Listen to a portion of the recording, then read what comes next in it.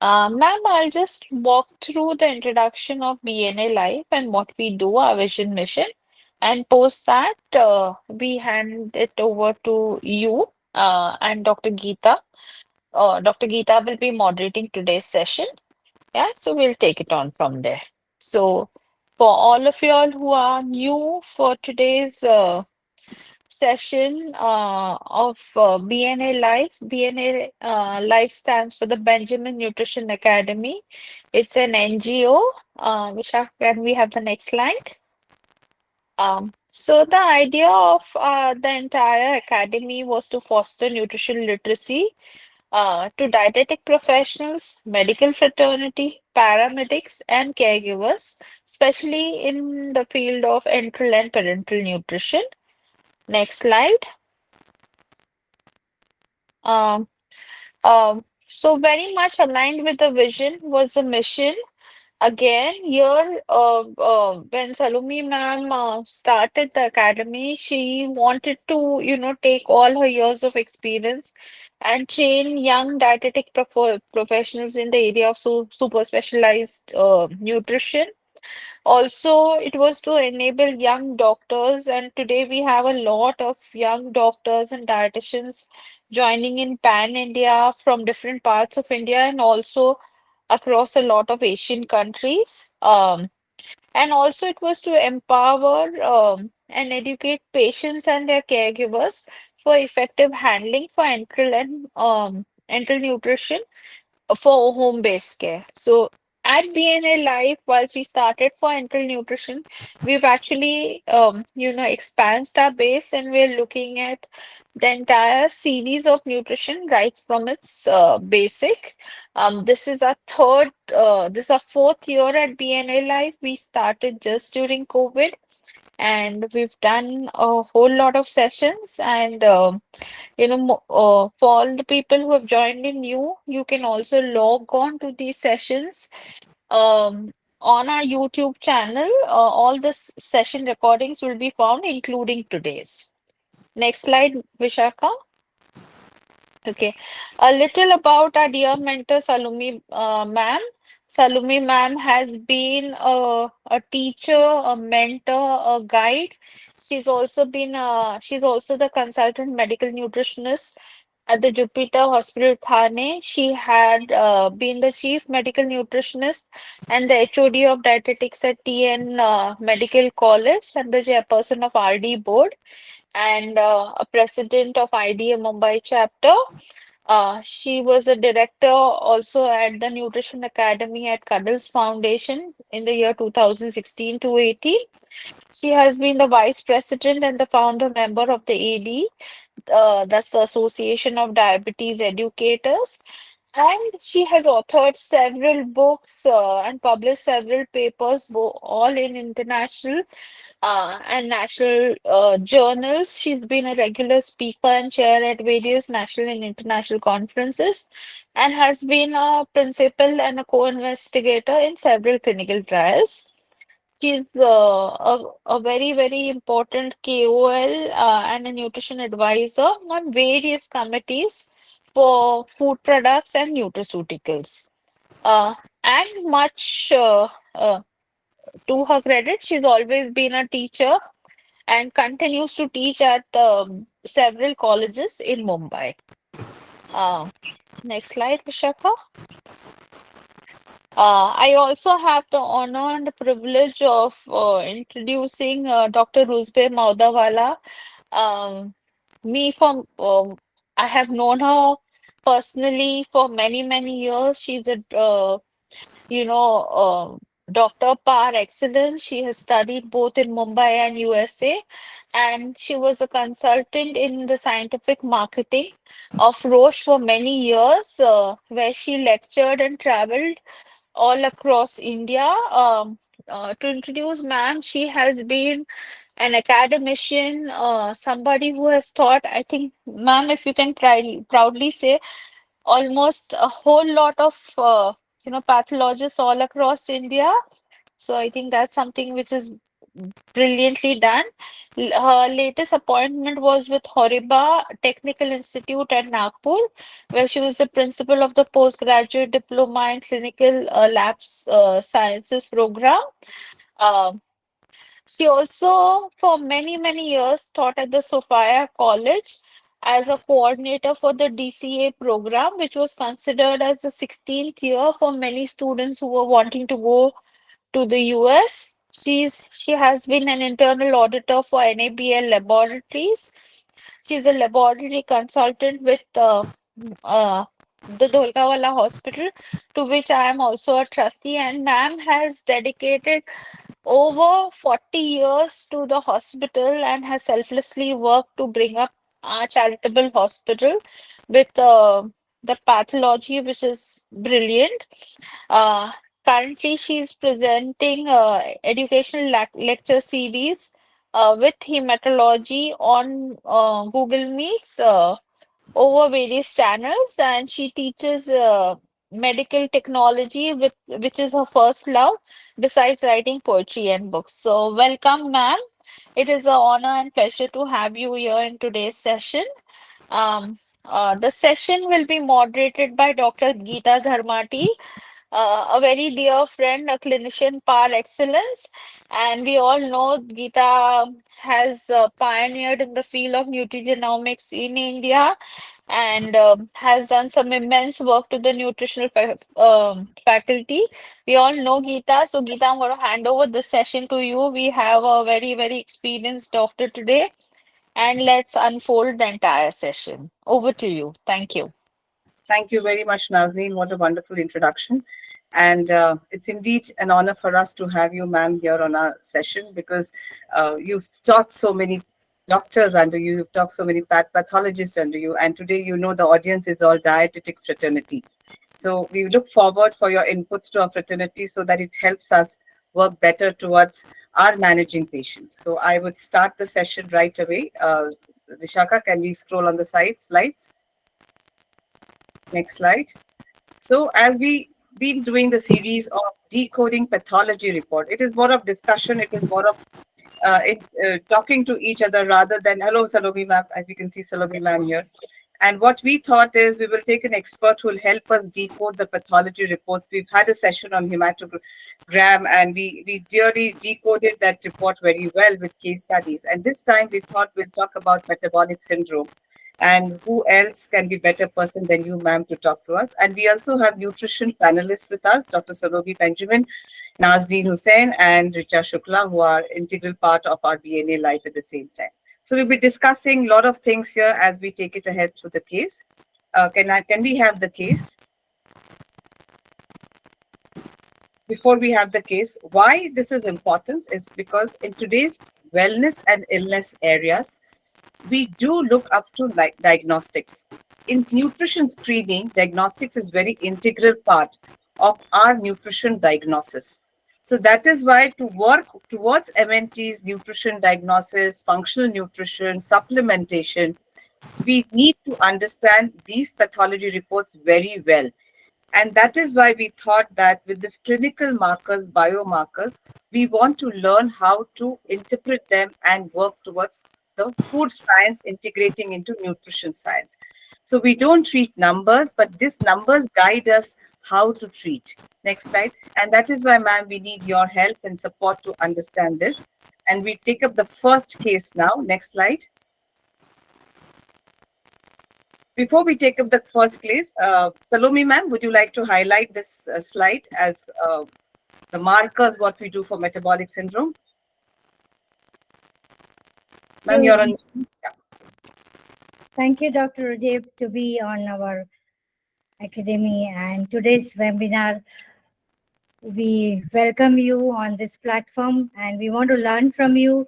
So very good evening and very good, most welcome from all the BNA fraternity and the our participants. So we have been going through the series of interpreting the biochemical parameters for different conditions or general conditions we did look at last time. This time we want to learn about metabolic markers. So presenting a certain features, the diagnostic markers as given in this slide, to how do we interpret, like generally we pick up these visceral obesity, the hyperglycemia, hyperlipidemia, and the blood pressure, hyperuricemia, these parameters, and look into the metabolic syndrome when patient comes to us, and we do interpret an overall lifestyle change is applied in our consultation with a food based approach and supplemental approach. So we would like to know from you that how would you want us as a nutritionist and dietitians to look into these parameters, or do we look into some other parameters as red flags or little chronic or active parameters in these cases of metabolic syndrome? Over to you, Dr. Rajib. Yeah. So next slide. We'll start with the case, ma'am, and then we'll ask Dr. Ruzbeh Yeah. a few questions and she can help us guide. Next slide of the case, please. So, ma'am, we've taken 3 cases here. As the time permits, we can take one or all the cases if needed, but we'll start with the first case. We've picked up a typical metabolic case, which each one of us handle in our own clinical setups. So we've taken 48-year-old male, and you can look at the fasting 112, triglyceride almost 278, waist circumference is high, so it talks about visceral fat. Some liver parameters which are highlighted here is ALT 52 IU per liter, and the HbA1c is almost coming to pre-diabetic. So, ma'am, my first question is, you've been into this field since a long time, and we want to understand that for any metabolic syndrome, what are the earliest red flags which we should look at as a lab markers? You put them right in front of you. You've got a fasting sugar of 112, a triglyceride of 278, which is very, very high. You've got a waist circumference, which is 106 centimeters. And you have the ALT, the SGPT at 52, and the HbA1c at 6. So it's at all borderline parameters, which I'm sure you, as a dietitian, the flags go up in your mind. I wouldn't, at 112, I would say, okay, what's the age of the patient? If the patient is over 60 years old, I would say, all right, let's hold on, let's take a look at the PP, the postprandial. And I always like a postprandial 2 hours after a meal. All right? Now, triglyceride itself, 278, is a very, very big flag because triglycerides basically in the body provide energy. But at 278, they cater to the plaques in your system. And you know, your plaques are your clots that clot your arteries, and it can lead to heart attacks. Waist circumference is 106, that's pretty big. A lot of fat around the belly. ALT at 52 is all right, it's a little borderline high. HbA1c is also at 6. Okay, now, you know, the American Diabetic Association has different values. So if this person is over the age of 70, 75, and his HbA1c is 6, I wouldn't worry. The cutoff for HbA1c for a person like that is about 7%. ALT is borderline high, so it tells you the liver is affected. So metabolic changes are taking place or will take place in this person. I think so. You, as a dietitian, will advise him for diet. Am I right? You'll Yes. tell him to cut off his excessive sugar, like from rice or potatoes or having very sweet stuff. Your triglycerides are fats. And like I told you, they provide energy to the body, but too much of it is bad. I would like to go a little into the biochemistry of this, if you would like to hear from me. Yes, ma'am. I told you triglycerides are the energy givers. It gives you more energy than carbohydrates. Now, what happens is when this exceeds a certain limit, you know, these triglycerides, your body will start compensating from other sources. And when it starts compensating from other sources, you may land up with excessive ketones. And excessive ketones will then lead to acidosis because ketones in the body are known to wash off sodium and potassium from the urine. So your pH goes up. Your pH and my pH is at 7.4. Now, the very fact that sodium and potassium is washed off, the pH starts going on the acidic side. And if the pH starts going on the acidic side, the metabolisms don't work. All our metabolisms work at 7.4. So there is a danger. And of course, a waist circumference of 106 can lead to excessive fat around the liver. And once the liver starts to fail, this is one organism, one organ that regenerates and regenerates and regenerates and eventually gives up. So there are problems. ALT at 52, okay. So I'm sure you as a dietitian advise this 48-year-old, please walk, get into yoga, learn to breathe, cut down excessive glucose from your diet, introduce roughage into your breakfast cereal in particular, and try to walk around. I think walking helps a lot. Yoga helps a lot. That is what I have found. And I think I'm sure you can bring the patient back at this stage of what you have. But if it goes absolutely crazy, the PP is at 200, the HbA1c goes to 789, the enzymes of the liver start to increase, then there are problems. So you as a dietitian, I'm sure you sit him down in front of you and you talk to him one-on-one and tell him, hey, listen, you're 48 years old, you still have a lot of life in front of you. Please be careful. This is what I do at times. If a patient asks for me, I go and sit with them outside in the collection room and find out what's happening. And most of the time, it works. Interesting. Ma'am, the question also talks about with this parameters, as you wonderfully told about pH, because we never looked into pH. And so any idea of how to look into pH? Is it the urine pH which is shown in the blood urine report? See what Or happens. you look at uric It's the acid? blood pH. Geeta ma'am, it's the blood pH. pH. So your blood So gas will tell you what happens. but we What do not happens have is it. the urine, it will be very, very acidic. So your sodium and will be very alkaline. Sorry. Your sodium and potassium is washed out from the urine. So urine will be alkaline, but your blood pH will be a 7.2, and that's not good. But So we don't we are have that in talking the from report. we are talking in Regularly terms of we metabolic disorders. This is one. correct.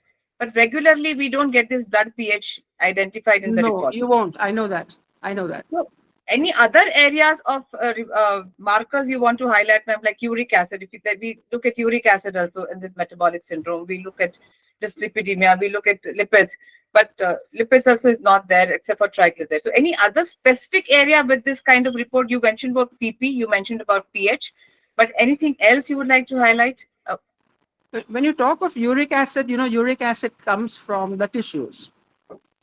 So if this person is very, very obese and his tissues are breaking down, chances are that the uric acid will go up. And if the uric acid will grow up, it leads to metabolic gout. So he's going to complain of swelling around his ankles or his anywhere in the body at the back. And, he'll have to be put on a diet that doesn't have uric acid. So he'll have to cut down on his red meat. You'll have to tell him to increase his vegetables, increase the water, and take care. Or I think the doctor will put him on a drug called Xyloric. And if he follows it, it should come down. We have many, many patients with high uric acids, and they're Yeah. quite young, and obese. So you have to be a little careful. Yeah. So we take your comment saying that yes, we need to look into uric acid, pH of blood goes up, and we need to look at that area of triglyceride, which is more getting acidic here, and liver, which can degenerate if we do not take good care of it. But ma'am, another question which I thought when I looked at this report is, This HbA1c, you said that American Diabetic Association has is the way of looking at HbA1c. But in a clinical scenario, this 112 mg per dl and 6. So do you feel we should label patient as pre-diabetic here and Yes. start looking at visceral fat But loss? Yeah. the PP becomes important. With fasting of 112, what is the postprandial? If it's 130, 140, I wouldn't, it's borderline. But if it's somewhere like 200, 250, then yes, there's a problem. But if the PP is 200, 250, the HbA1c will be high. The Okay. HbA1c will be high. So the HbA1c is a very good marker, but you have to be a little careful depending on the person's age. Depending on the person's age. Yesterday, we were talking of hematology, and this talk came up about HbA1c. One of my girls is in New Zealand, and she asked a question that was very biochemically related. And Dr. Shanti Naidu said that the result she wanted is not available here with the method they are using. They're using point of care. So the best thing is to use a immunoturbidimetric method, which we are using in our labs, or use electrophoresis of some sort. So then I asked Dr. Naidu, who's one of the biggest biochemists at Care Hospital in Hyderabad. You may have heard of her. And I said, what happened was my nephew got back to me. He's a doctor. He's in America, and he says, "Pui, this result, his parents had HbA1cs done, and he says, why are you giving this value?" So I said, it's normal. But I also told him, I said, look up what American Diabetic Association does. When I was with Roche, ADA had come up with a value that says up to 7% you can consider it normal as long as the person is age 65 and over. And both his parents are about 70, 75 years old. Luckily, the HbA1cs were normal. But he was looking at the reference ranges we had given him. And then I said, why don't you look up ADA? And he came back to me a day later and said, yes, what you're saying is correct. And I was talking to Dr. Shanti Naidu yesterday, and she said, Ruz, keep it in mind if you're talking of HbA1c of 7, then please specify the age of the patient. He has to be over 60, 65 years old, not somebody who's 30 and 40. Perfect. Interesting, ma'am. So again, I take the comment saying that HbA1c depends upon the age. At this age, 48, we really need to be alert and we need to look at the Yes, PP yes, here, ma'am. very Yes, ma'am. important. And that tells us that how to interpret the pre-diabetes to diabetes here. Ma'am, another question of understanding the liver area. ALT Mm. 52 IU, you said, is not a very high ALT, but you cannot ignore it at the same time. For MAFLD or for NASH or whatever we call it as fatty liver, are there any Mhm. markers in LFT? Because not all the patients come with USG report and say fatty liver or anything. So do you feel any markers in LFTs where we can interpret that patient has MAFLD or NASH here? Then you do the whole liver function tests from Yes. bilirubin, SGOT, SGPT, alkaline phos. Alkaline phos becomes important, and GGTP. And please check the history of the patient. Is he drinking? If he is drinking, his GGTP becomes important.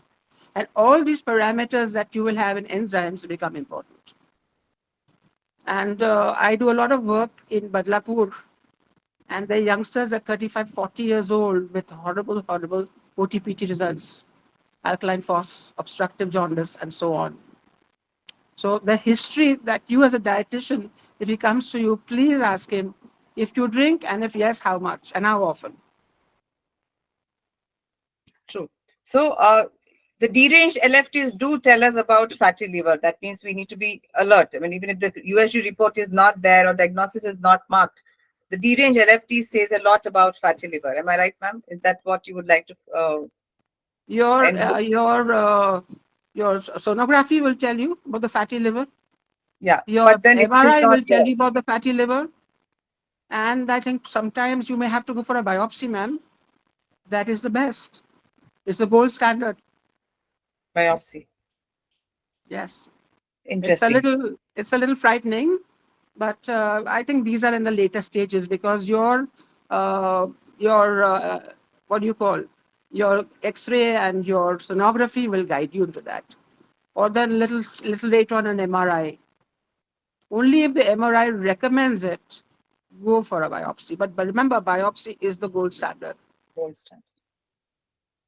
Okay. So, very important. Yeah, we have a related question here. Does fibroscan helps? This again a type of a scan, is it? I don't know much What is about it, so fatty let me liver? be very You were frank. mentioning gold standard as biopsy, but we have a question from audience saying, is fibroscan better? Can we rely on fibroscan as a marker for fatty liver MAFLD? I think maybe, but I don't know much about it, so let me not comment on it. I'm being very Okay, frank. sure. Ma'am, do you see a role of inflammation in this case? Do we have to also look at CRP, HSCRP? We'll go and get into detail with CRP, HSCRP, HOMA-IR I, after. I, I told you the history becomes important. I believe as a medical person, I always, if I have a patient in front of me, I ask. So if the history is indicating to a CRP, which is a measure of inflammation, you remember years back we did ESRs, and I loved the test. Then we got down to CRPs. So you can go in for a CRP, You and if the should. CRP is over 6, then yes, maybe you have to be a little careful. So his history becomes important. I have to stress the history of your patient is very, very important. And I ask my techs, you're going for a blood test, very diplomatically ask the history. 90% of patients will tell you, I have this, that, blah, blah, blah. There'll be 10 who will, says, you do your work, do your blood test. I need not tell you my story. Ma'am, So from the blood test, suppose this patient's CRP is on a higher side. So what are the markers for acute inflammation and chronic inflammation? How do I really know that patient is going through an acute inflammation or chronic? Any biomarkers, any clinical markers? and that again will go on the history, right? Do the CBC, do the CBC, right? Your WBC count will be high. Your Yeah. neutrophil count will be high. That will tell you, yeah, there's something acute happening in the body. If you have a CBC which is more or less normal, then it's okay. Or tag the monocytes and the macrophages. Tag his hemoglobin. Take a look at his platelets. That will give you a whole story. Because acute deals with something that's immediate, right? And Okay. it deals with what is happening in the tissues. And I love the CBC because it's a mirror of the image of your body. The moment I see a count of 14, 15, 20,000 and a neutrophil count of about 90%, I knew that there is something happening in the body. So the CBC tells you the whole story of the patient. So CBC will tell me acute phase of inflammation in the body. Yes, and that means the neutrophil count is up, the WBC First, count and is the up. WBC. Interesting. And what about chronic, ma'am? Do I look at ESR and HSCRP along with it for You understanding can, chronic inflammation? you can. Usually take a look at the monocyte count. WBC For will be chronic high. inflammation. Take a look at the monocyte count, and hemoglobin may be all right, and take it from there. And again, the patient's history becomes important. If he tells you, I always have this a headache, my bones ache, my this aches, my that aches, I can't walk, or you see his fingers, deformed fingers in the leg, in the hands, then it is a chronic inflammation. And rheumatoid arthritis is one. Yeah, But that's this symptomatic. rheumatoid arthritis, which is chronic, can become acute if she falls down or he falls down if he's hurt in that area. Then you suddenly get this picture with a very high WBC count. So I Interesting. think there are cases from acute that goes into chronic. Perfect. So WBC count tells me about acuteness, and monocyte can tell me about the chronicness, which can change. So my hemogram is very integral part. So that needs to be understood if I need to look at inflammation point of view. And we had a wonderful Yes, session ma'am. last time. It spoke about so much of hemogram CBC details. Ma'am, a related question we have from Dr. Preeti, who asks, is low platelet related to metabolic syndrome? That depends on what is happening in the body. Wherever there are more platelets, I am a little, I like to see, are they agglutinate, are they clumped, are they aggregated, or if they are just separate in the tissue, in the smear. So the histogram and the cytogram on the machine becomes important. So Okay. platelets, So you have to be a little careful. do you feel Yes. that is an importance for us? Do we really need to get into it to advise nutrition guidelines? Platelets? Unless it is very, very, very, very chronic, I wouldn't look into that. Or you take a look at the person's hands, and you see these little hematomas.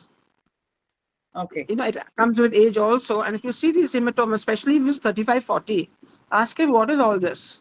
If you see these little purplish spots, chances are that there is a problem with the platelets. Oh, that's a very Because good tip, again, if I ma'am. were to go into the history of platelets, that has four functions. So you have to be careful. And very, very interesting. Great. Very true. So I think that speaks so much about this case, and I open this discussion to the nutritionist. Richa, you have noted two questions here. And you are a panelist, so I thought you can might as Please well tell me what are the unmute questions. them. Yes, thank you so much, Yeah, Dr. Geeta. I mean, you've been taking the case in a extremely, extremely great way, with wherein you're putting in the light onto the hemogram, CBC, etc. It's really enlightening, and thank you, Dr. Ruzbeh, ma'am, because it's really great to hear from such pioneers in the field. I was thinking, ma'am, that multiple times, when we see in practice waist circumference or waist measurements are not being consistently used in practice, and probably people are still using BMI or body mass index.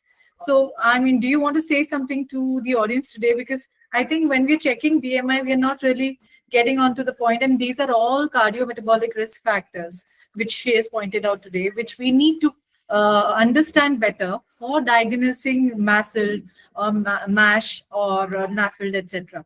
So these cardiovascular risk factors should include waist circumference and not BMI.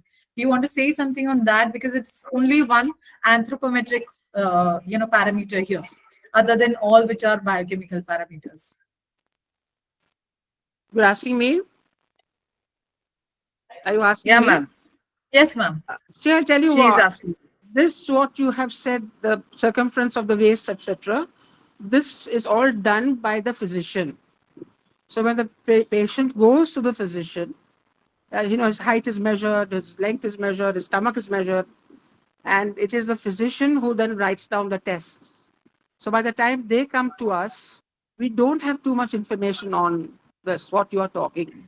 But I was looking at your information that came to me, and I could see there was something extra that I learned, that I should keep my eyes focused on the circumference of the stomach, the the basal metabolic rate also, which I think is quite antiquated now.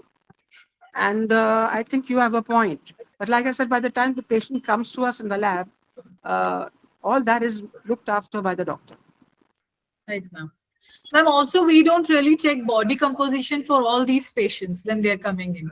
So if you're not checking in, what about, we looking at sarcopenic obesity here?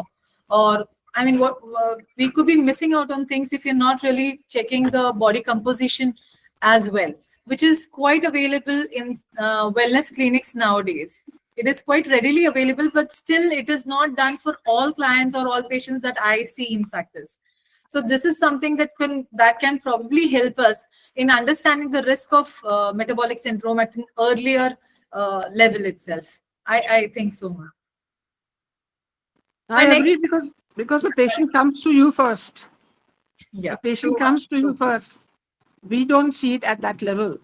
So if you made your notes, then maybe you can tag us and say, hey, pay attention to this, or do this test extra, Agreed. etc. Because see, when they walk into our lab, we only have the doctor's chit. Very rarely they will put history of dash dash dash. So the patient has come to you. So maybe you can introduce this into your TRF that comes to us. Mhm. And maybe I can teach my techs to look into this little note from you. Right, ma'am. And when they come to us, if we check the lifestyle history, if we know in this particular case that we're looking, everything looks to be marginally high or marginal, except Hello. for the triglycerides, which are extremely high here. So when I see, then probably if I am taking a history of the patient right there to understand the lifestyle, that may also tell me where this patient is progressing into. Is it something related to any disease that I should be looking at, or is it something, is it metabolic syndrome that this patient is at high risk for? See, all along we are talking of these parameters. We haven't spoken of diabetes. So a type 2 diabetes guy, age 35, 40, 42, coming to you, you're asking for a fasting, a PP, and a lipid profile besides LFT and kidney function tests. So when we are doing the lipid profile, if you're having a high cholesterol, a high triglyceride, a low HDL, a high LDL, it tells you that the person is going in for something. That is your metabolic syndrome. Right. And it can be treated. It can be treated. Talk to the patient, get him on a diet, put him on the right medication.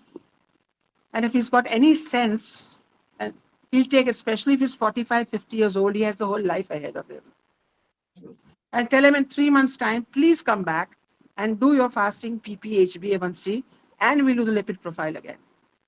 If it comes down within normal, the HbA1c comes down, the triglyceride comes down, you know you're on the right track. You may Right. have to adjust, the doctor may have to adjust the dose a little bit, but usually they don't.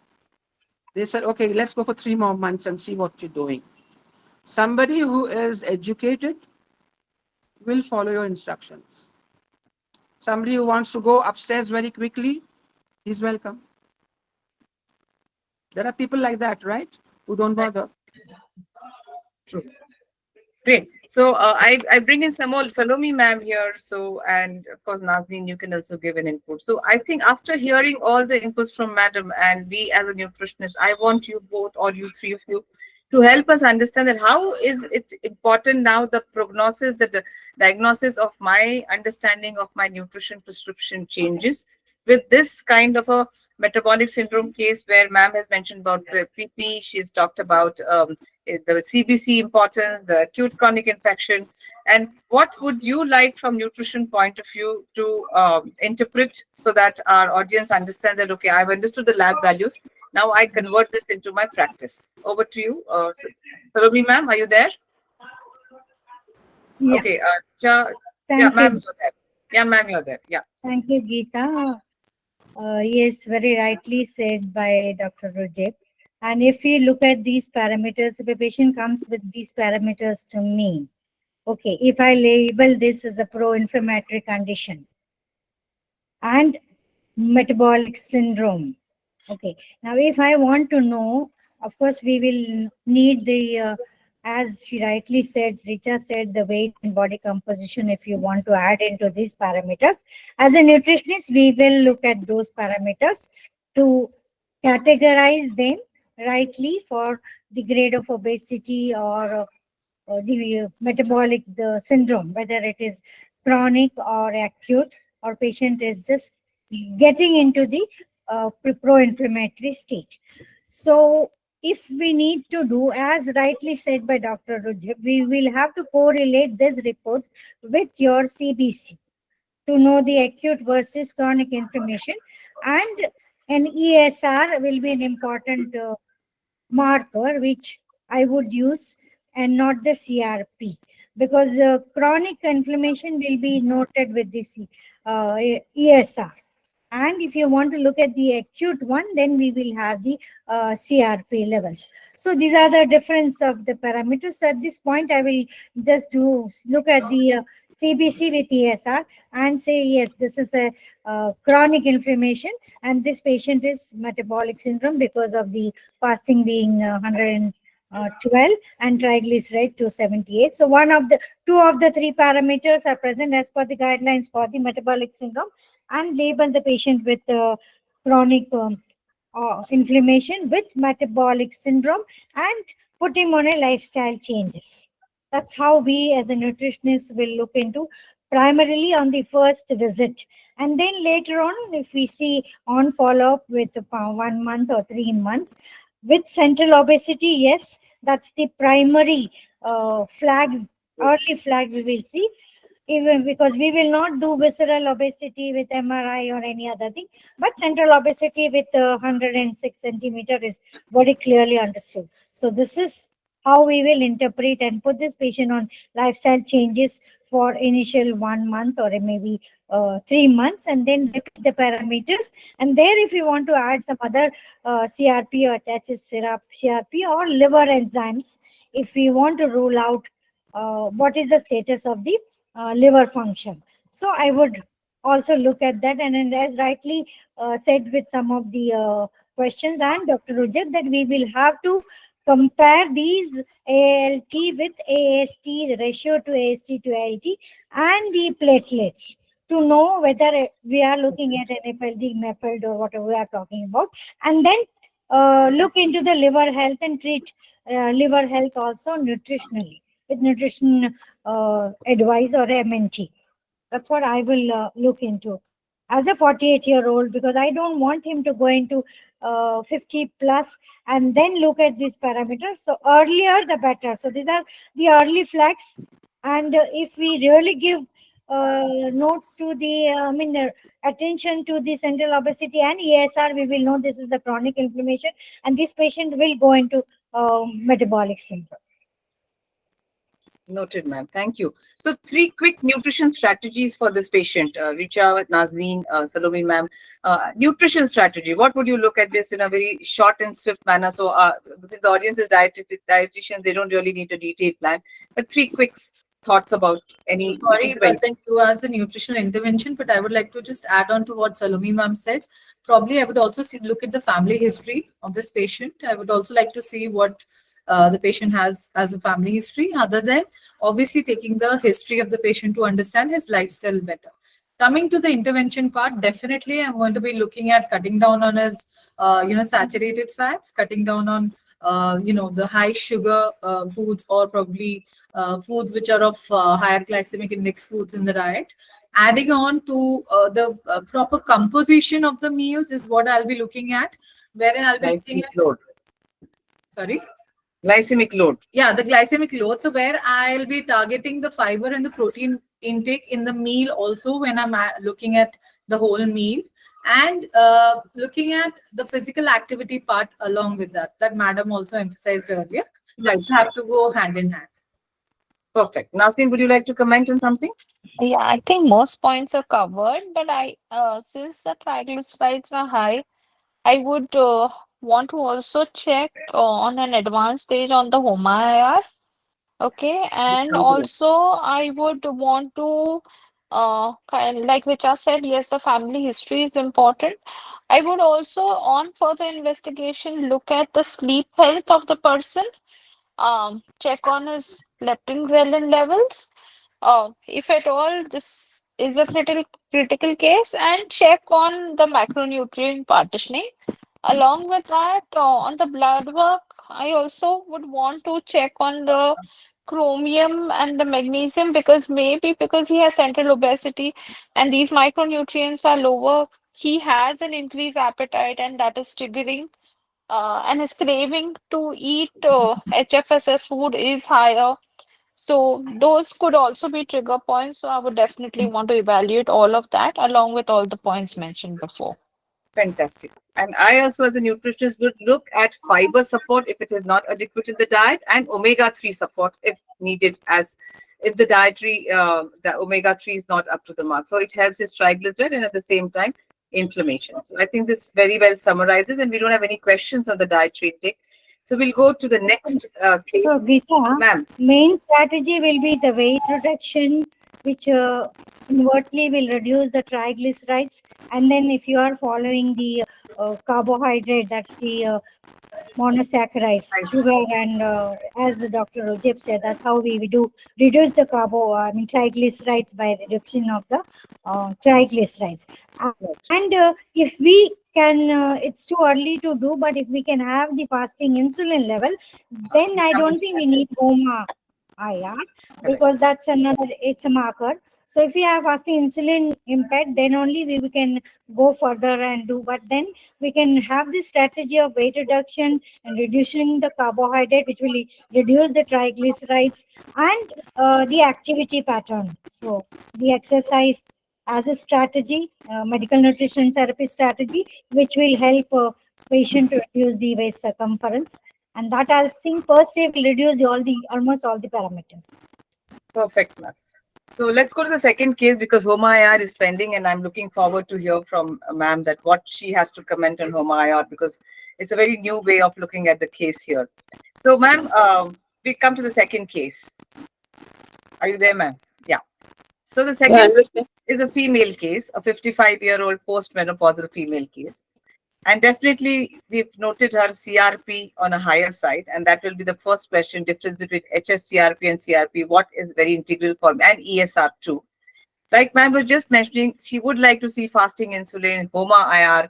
So these are the fasting insulin 22, and HOMA IR is 5.1. And mild steatosis is what her liver sonography talks about. So, ma'am, now the first question is we look at this case from a different angle. There's no triglyceride and nothing. But I want to understand the inflammation markers from your side, that what actually is the right way, HSCRP, CRP, ESR, or as you rightly said about the monocytes and WBC and what other areas of CBC I need to look at. Over to you, ma'am.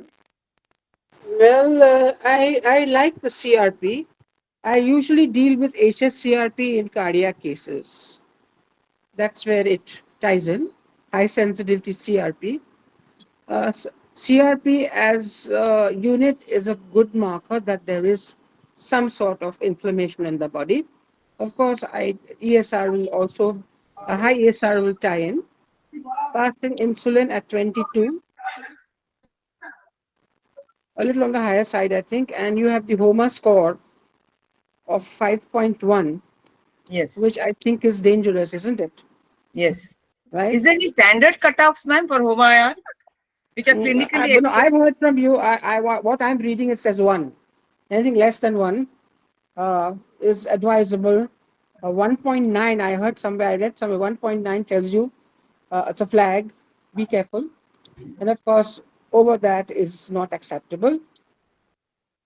But this combination of HOMA, IR, and CRP, is it very alarming and how do you interpret it, ma'am? CRP and fasting insulin. Frankly, ma'am, we do not come across cases of HOMA in our practice.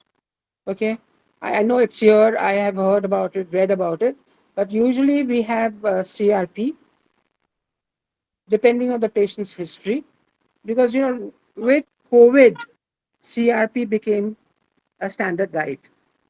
Am I right? Yes, We followed it, and of course, the CBC became very important. true.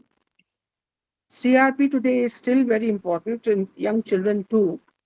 So we have to investigate why is the CRP high. We have them at 10, 15, 20 uh, units also, mg per liter. Yeah, more than that also many times. Yeah, we can, it depends on what the condition is. Correct. And it will tie in with the diagnosis today of dengue, of malaria. So with the CBC, we have to tie up what is the patient's history, point number one. If it's fever, what site of fever? If there's an inflammation, where is the inflammation? How long have you got it? And we tie it up with these markers you've mentioned, CRP, CBC.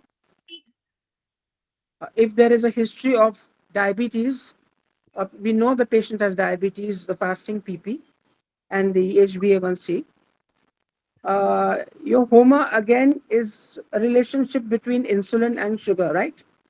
Yes. It's a mathematical Equate. equation between the two. So that again is a guide. And there you've got your liver USG. That can tell you there's a mild sort of steatosis which is present. So it's giving you a markup. Be careful. Liver is enlarged.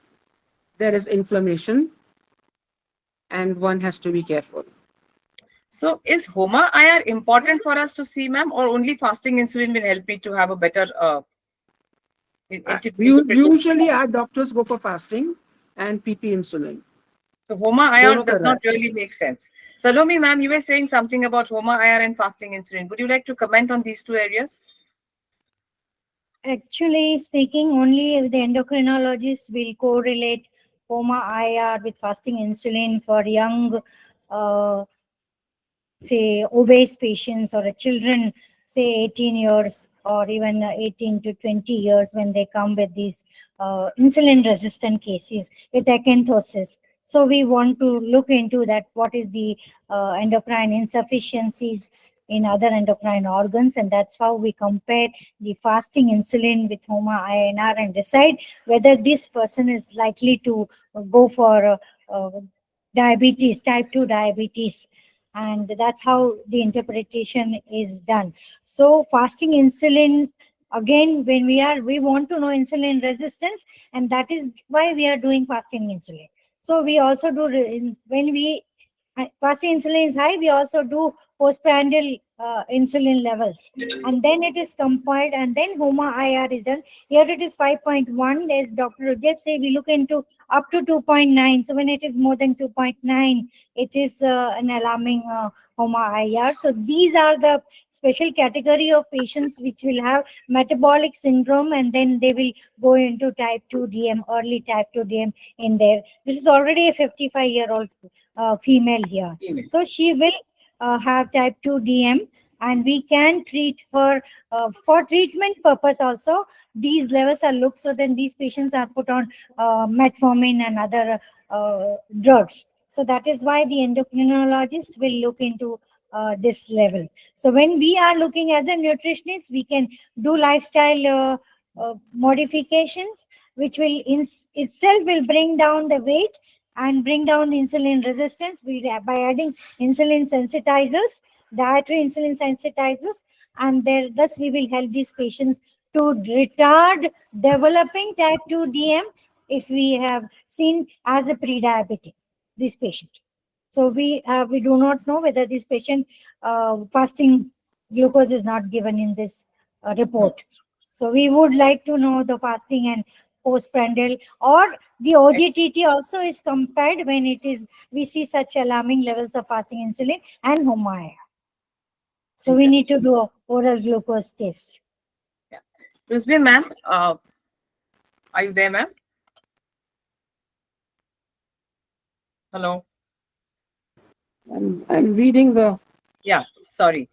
Yeah, so, ma'am, so liver USG, this is a typical case. We don't know whether this is metabolic syndrome. It talks about inflammation. It talks about as type 2 diabetes, as Salome ma'am mentioned. HOMA-IR is alarmingly high too, is what we look at it. It also talks about USG mild steatosis. Do you look at this case as inflammation, metabolic syndrome, or any kind of chronic liver areas? How would you look at this case? How do I address my nutrition strategy here, according to the pathological difference here? What I'm looking at is a mixture of everything. Okay. It's a mixture of everything. So I think the physician will have to then decide, depending on what results you give him for CRP, for fasting insulin, for fasting, for HbA1c, your HOMA score, your USG. I think the physician has to decide what he or she wants to So, do and how to treat the patients. so with That this is what mild I feel. steatosis, do I need to look at LFTs or I ignore the LFT? Pardon? With Liver liver function test. USG coming to me as mild steatosis, should I look at Then an LFTs? I would go into a LFT and see what his enzymes are like, what his bilirubin is like sometimes. The bilirubin gives it away in the beginning. So especially his history gives you away. If he is a 55-year-old, it's a female, anyway, a female also drinks. And sometimes it does affect her liver. Depends So on the LFT family can. background and what she's undergoing. So LFT, yes, ma'am, I would say it has become important. With this HSCRP, ma'am, also cardiovascular thought process, where should I look at her cardiovascular risk areas? Any CHOP-T test Yeah, or that stress I test think or A simple cardiogram will tell you the story. Because I need to get into that area, so not just look at weight management, because Mm, this also tells me that I need to look at vascular health at the because same time. see, HSCRP usually overlaps with cardiac problems. So if Correct. she's saying that her blood pressure is high and she's palpating, or she can't climb up steps, she walks a little and it hurts, That questions then need to be chances addressed. are it is the heart. Fantastic. So Because I again, if now, your yeah, triglyceride is high, ma'am, you'll have to try triglyceride over here because this leads to plaques, and plaques in the heart are signs of problems. yes. So I'm sure the participants have got a great idea of what to look when, if this is high, which area to look at. So I think this is what we expected from this session, that we needed to interpret this reports like CRP, HSCRP, CBC, how important is it? So very well, fantastically. I think the blocks of the puzzles were so very well knitted by you, ma'am, to understand that, look, this case also needs to look at this. We need to look at that.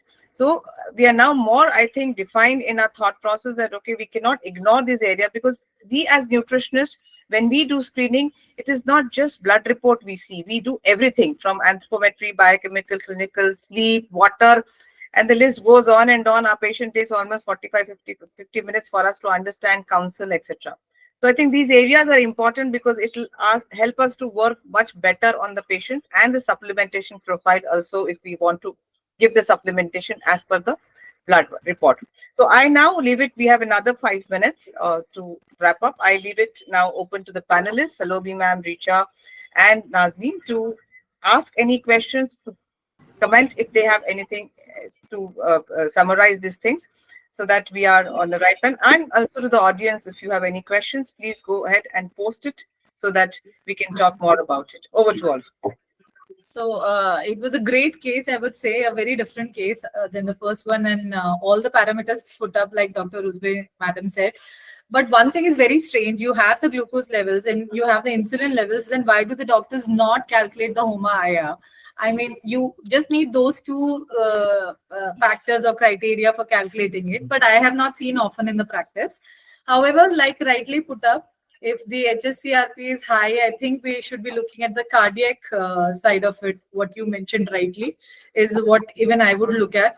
And mild steatosis, I think I can look at the ALT, the enzyme. I can probably also look at if we need another fibroscan, etc. And then probably would be planning my intervention based on all these factors. Yeah. Nazneen?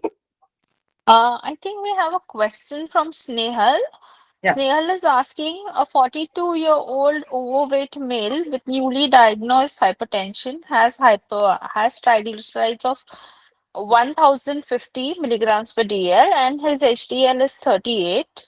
No other known conditions. How can she guide him because the triglyceride level is too high? Any inputs here? Yeah. At this level, should we be looking at the pancreas, ma'am? And the triglycerides are so high. Ruzbeh ma'am, would you like any ApoEs to be done here? What is your interpretation Okay, here? would you please repeat because something flew away from my table, so I had to go pick it up. Okay. Okay. Here is a case of a person whose triglyceride levels are 1050 and the HDL is 38. Besides that, there are no other conditions. So Snehal is asking in the chat box, what is it that she can do for the patient? Nazneen, this result to me looks a little absurd because if your triglyceride level is so high, you will need to work on the LDL, the HDL, all that has to be done on the machine. Because previously, what we did was we worked it out mathematically as long as the triglyceride was less than 450. Now we can't. So everything has to be worked out. And I'm sure your HDL, your LDL, your ratios are all topsy-turvy. So study the whole lipid report in detail. Okay. That will tell you the story. So is there some Yeah, correlation with a newly diagnosed hypertension because this patient is newly diagnosed and has a triglyceride of 1050, and Snehal is saying that the blood sugar levels are normal. See, if Nazneen, if the I add here, Nazneen, Yes, if the ma'am, please. triglycerides are over 1,000, the serum is Everything? extremely lipemic. It's milky. Okay. What method was the sugar done? What internal controls used? Because I will not be able to do a glucose on a sugar that a serum that is milky. First Okay. point. Good. So Nice have the understanding. patient go to a fantastic laboratory there where they will assay all these parameters with a lipemic serum. A, yes, a triglyceride of over 1,000, Nazreen, if you come to the lab, we'll show it to you. It's absolutely milky. And if I Okay. have a milky serum, it's very difficult to do any other parameter. exactly. Snehal, I hope you got your answer. It's I very think, rightly said by Dr. Rujub that a lipemic serum, your other reports, you'll have to really confirm it, what is right and what is wrong within a better method. And this reports, first of all, you must take the history. This could be familial triglyceridemia.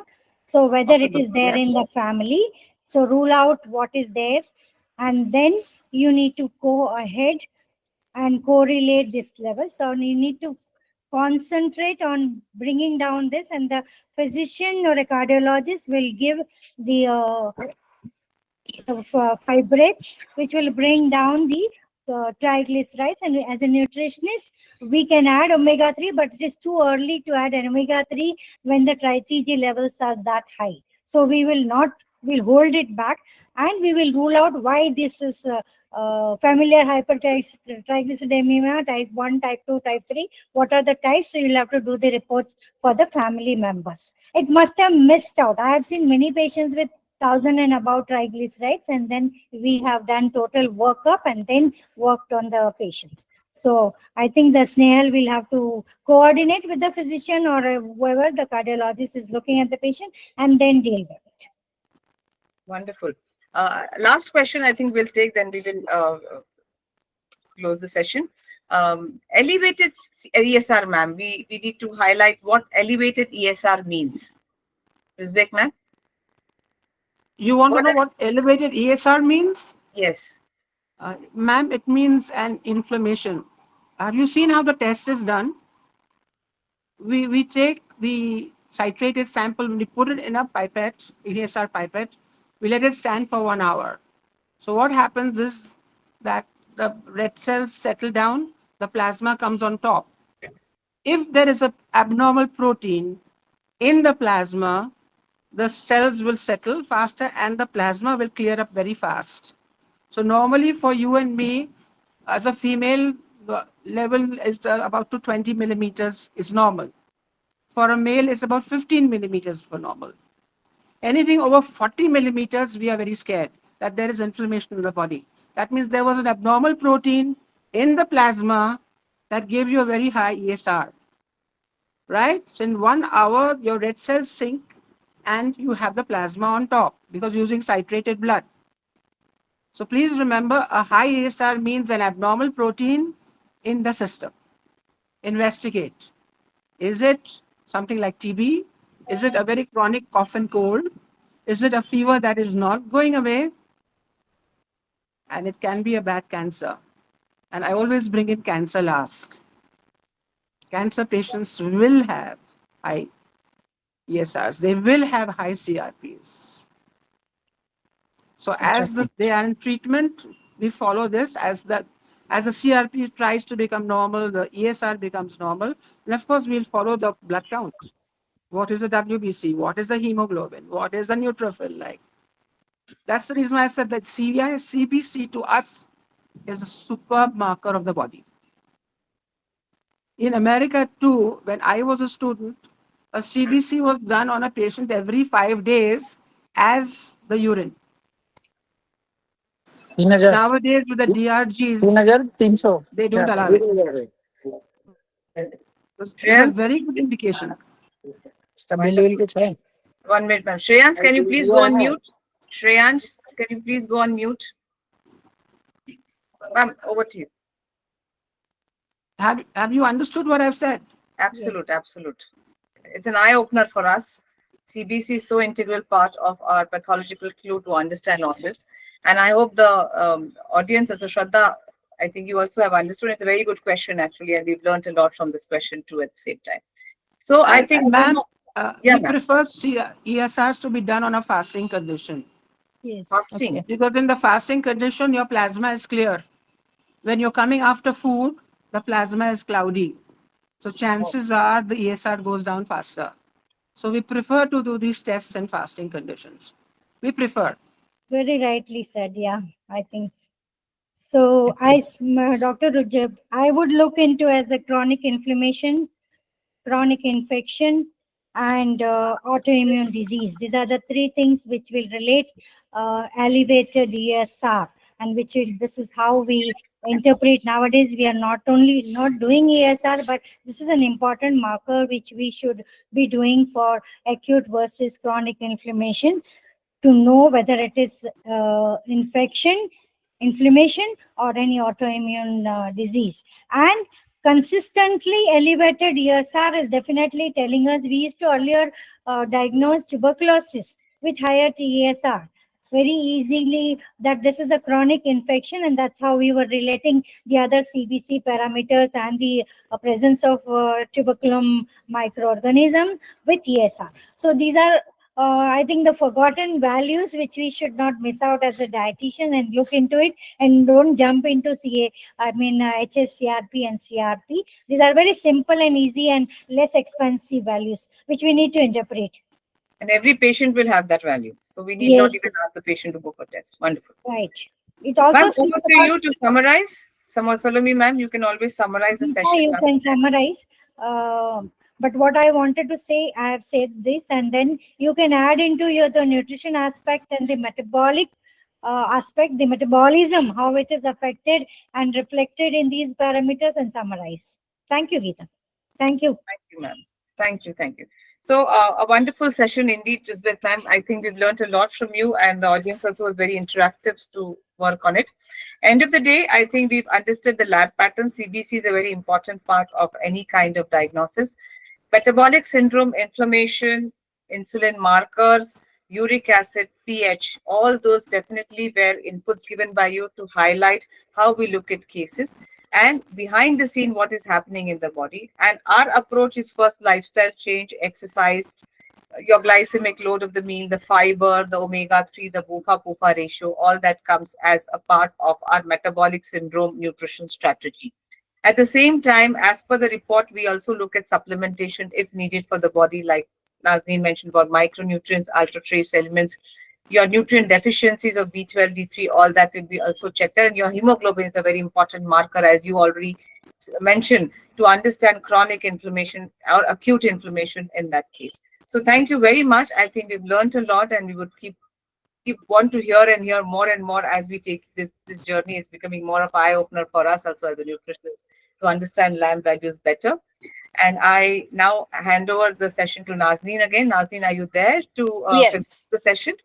Yeah, thank yes. you very much. Thank you, Dr. Ruzbeh. It has been a pleasure. I think this was a fantastic session. We've all learned a lot. I think all your years of experience. And I would just like to say that ma'am is 78 years. Every single day she is at the lab. She is on top of it. And she has just started this entire educational series similar to BNL Life. So hats off to you, ma'am. We are really indeed honored to have you here for our session today. Thank you, Salome, ma'am, for being ever inspiring. Dr. Geeta for wonderfully moderating this entire session and bringing out a lot of, you know, questions which are really burning. Thank you, Richa, for joining in for all the wonderful inputs. Um, for all the audiences, I think a big shout out and a big thank you to all of y'all because it's for y'all and for all the zest and the energy that you show in every session and all the requests and the questions which come, which make us, look for more experts and bring in relevant, sessions year on year, month on month. Um, a big thank you to Mr. Nitin Gandhi, to Mr. Advait, to Alpesh and Vishaka for handling all the back end support, and the entire Nucigenix team. I think this session was a great session for all the friends who have missed out. You all can catch the session on our YouTube live channels. You can also go and like all our Insta pages. And see the previous sessions as well. And see you all next month with another session. And ma'am, we definitely like to invite you for more sessions. We'll keep you posted on the session. Thank Ma'am you was very all much and have interested a in Thank the you. wonderful session. Thank holiday. you. So Thank that you. brings her here. We will Thank you, ask her ma'am. egg of interest again and invite her again. She was Yes, very much yes. interested in this session. So thank you, ma'am. Thank you so much. Thank you. I'll see you Thank Thank you. again. you. Whenever you Thank you. call me, I shall come. Thank Thank you. you so much Yeah, for thank you your so input much. and Thank Bye. be you. with Bye us. bye. Thank you. Bye bye. Bye See bye. you. Bye.